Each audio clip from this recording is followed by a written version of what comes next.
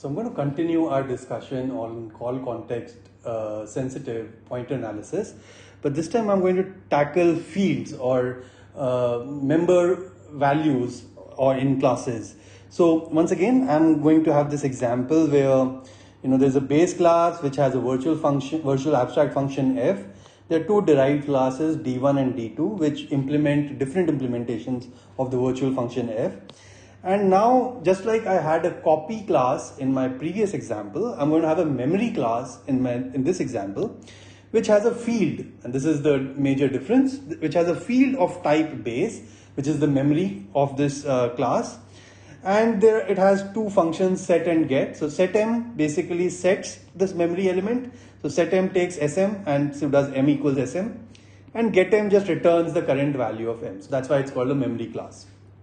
Okay, so now we want to basically look at as an example and see how a call context sensitive analysis will tackle fields in classes, and so let's get on with it. So let's say this is the main function, and just like before, we have objects that basically represent the memory class, just like we had an object that used to represent the copy class in our previous example. So let's say memory 1, M1 is allocated here, new memory at location LM1. Similarly, M2 is allocated location LM2. You say M1.setM new D1 at location LD1. So LD1 acts both as the allocation site for this new D1 object, and it acts as a call site for this call to setM. Similarly, M2's with new D2, LD2 acts as the allocation site and the call site. And finally, we do base R1 equals M1.getM. So recall that we had done M1.setM new D1. So M1.getM will return whatever was set last based on the memory element M. And so in this case, we can see that R1 will get this D1 object. And similarly, R2 will get the D2 object, because we are doing the same R2 equals M2.getM. And then when we do R1.f, then we know that it's always going to be D1's f that's going to get called, and here R2.f is D2's f implementation that's going to get called. So we can see this manually, but the question is, can the compiler see it? And can a call context sensitive analysis identify this information automatically? So let's see how a compiler is going to proceed with it. The interesting thing here is that this object is now going to live in a field of the memory class, and we have to associate a points to information across this journey of this pointer. So the first thing I'm going to do is I'm going to label all the call sites and allocation sites. So for example, we already had LM1, LM2, LD1, LD2. In additionally, I'll also label these call sites getM and to getM with LR1 and LR2. Okay. The second thing I need to do is I need to make the this keyword explicit. In C++ or Java, we usually use this, which refers to the current object.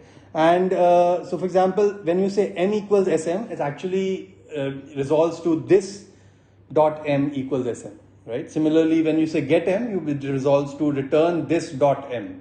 So you make the this element explicit, and not just that, just to distinguish between the this in setM's context or setM's scope and this in getM's scope, we superscript this with setM's this. So this superscript setM dot m equals sm, and this superscript getM dot m is returned. Okay. So, I mean, just to distinguish the two, when we draw the points to graph across these variables, we don't want to merge both of them and kind of treat them similarly. So that's why I label them using a superscript based on the function name in which the scope of the function name in which they appear. Okay, now the one important kind of difference between the previous example and this example is, because we have state in the object, and that's why we need the this keyword, we need to figure out how the function called dispatch works and how correspondingly the transfer function across the dispatch works. So let's say I allocate a new object of type x, and then I call a function foo with argument a on that. And let's say foo is declared in this class x. This is separate from the example that I was discussing earlier. I'm just using some pattern.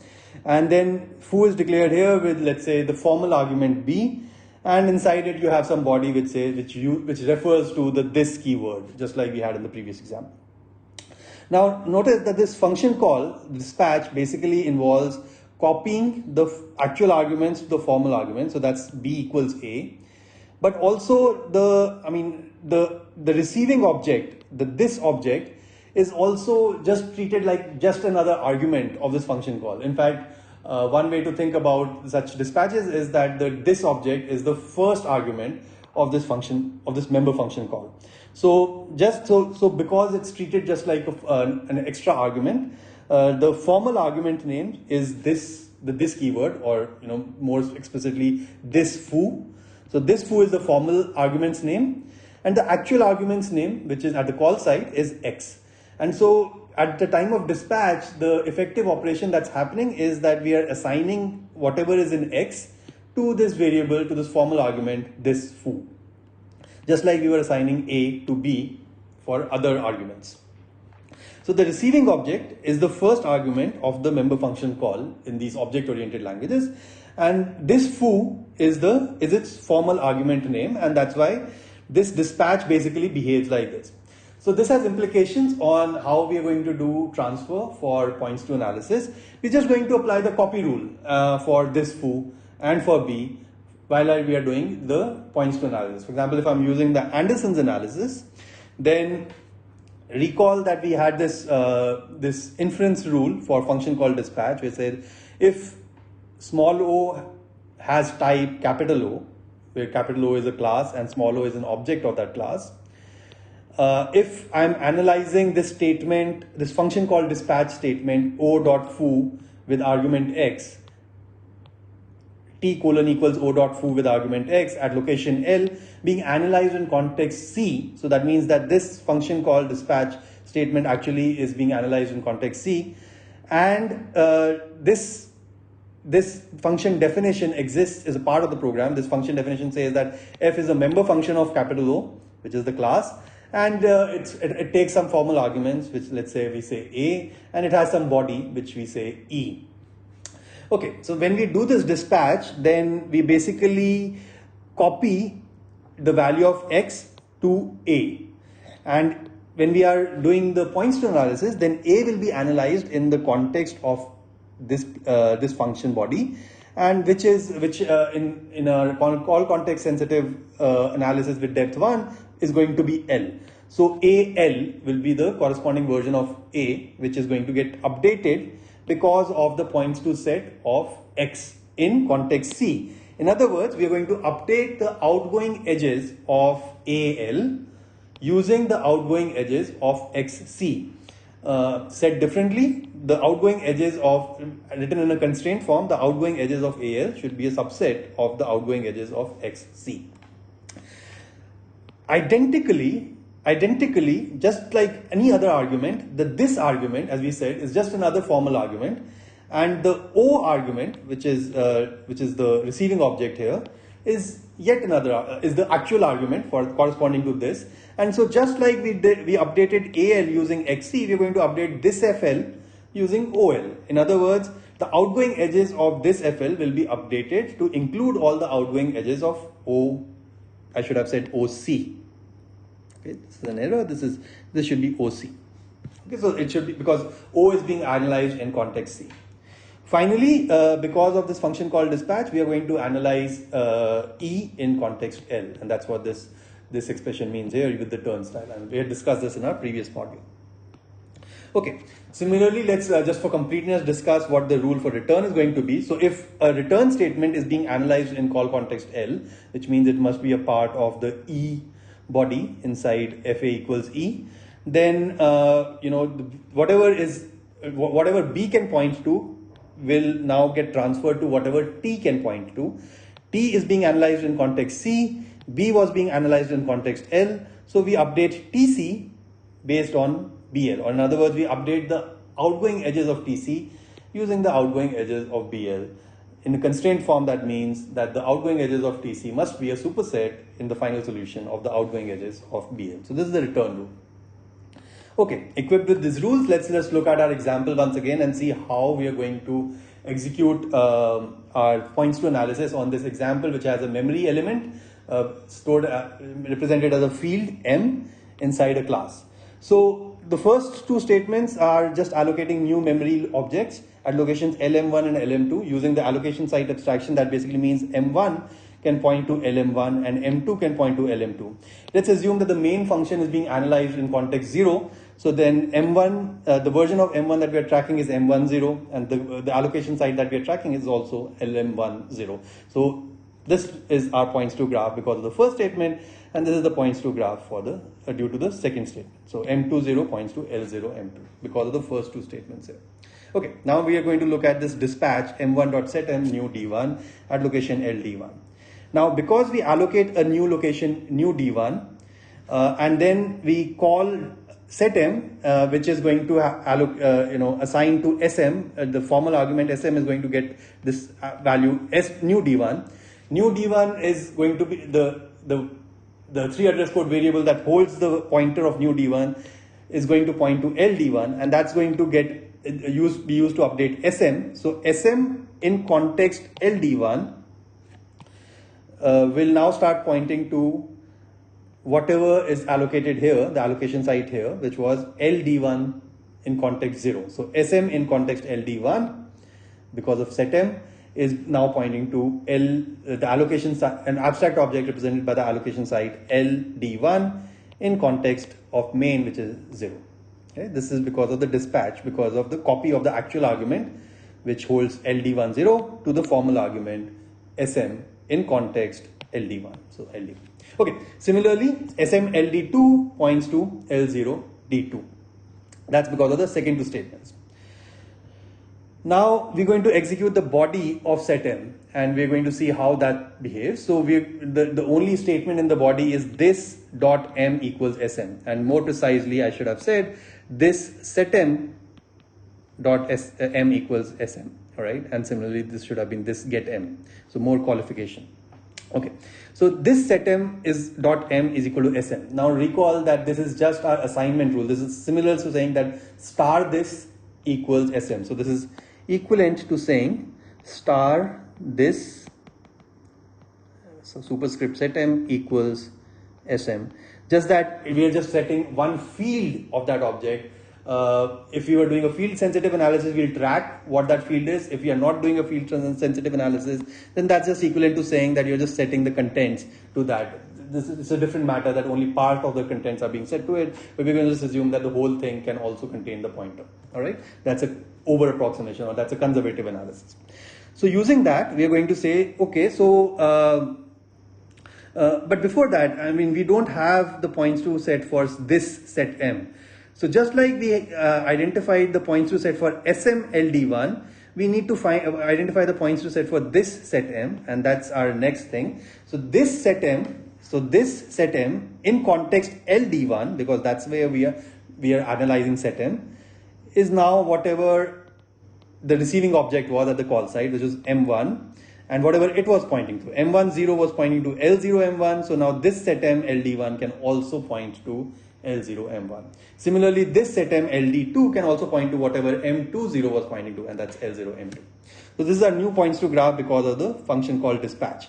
And now on this function called dispatch, we are going to look at this body and update the points to graph. So let's do that next. So far we have just implemented the dispatch rules that I had shown you earlier. We have copied the actual arguments to the formal arguments, including the receiving object, to the this keyword. Okay, now we execute this interesting statement, this dot M equals SM, and this is the most important part of this example. And this dot SM equals SM is just going to use the assignment rule that we had seen earlier, which means that whatever this is pointing to, that can now start pointing to whatever SM is pointing to. So this could point to L0 M1, and SM LD1 could point to L0 D1. So now I draw an edge from L0 M1 to L0 D1. And so this is the effect or the transfer across this assignment statement, which basically uses the assign rule, which is star this equals sm.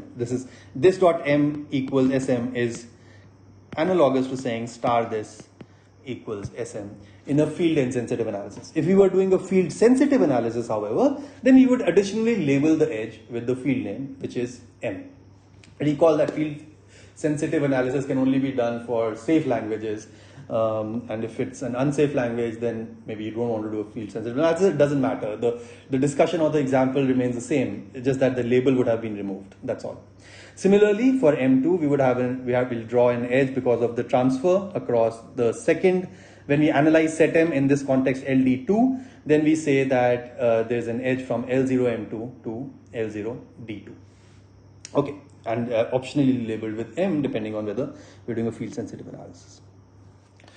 Okay, finally, when we do base R1 equals M1 dot get M, so we're going to analyze get M in the context LR1, and we are going to again do the same. Actual argument is M1 and formal argument is this get M, and so we say that whatever M1 was pointing to, this get M would start pointing to. This get M is being analyzed in context LR1 in this case, so this get M is being analyzed in LR1, and so that's what we do. So we say this get M LR1 points to whatever M1 in context of main, which is M10, is pointing to, which basically means that this get M LR1 starts pointing to L0M1 because that's what M10 is pointing to. Similarly, this get M LR2 starts pointing to L0M2 by virtue of transfer on the second instruction or second statement R2 equals M2 dot get M. Just the dispatch. I've not yet executed the whole function. Okay, based on that, now this function is just going to return this dot M. So I look at what is this, what could this point to? So this dot M is similar to saying star this. So that's as good as saying return star this from the perspective of a field insensitive points to analysis. So I need to look at what is this going to point to. So that's L0M, that's L0M1 in case of the first call. And then I look at what is that going to point to. So that's L0D1. That's what it may point to. So now that's what gets returned, and that's what gets assigned to R1 in context 0. Similarly, that's what gets assigned to R2 in context 0. So we add two more edges. R10 points to whatever we figured out star this may point to, which is L0D1. And similarly, R20 can point to whatever star this may point to, and so it gets saved. If it was a field sensitive analysis, we would not say star this, but we would say this dot F or this dot M. And so in this case, this is labeled with M, so this would be considered, and once again R20. We'll get the same answer in this example, irrespective of whether we're doing a field sensitive or a field insensitive analysis. Finally, the question that we wanted to answer, which was whether this is statically resolvable.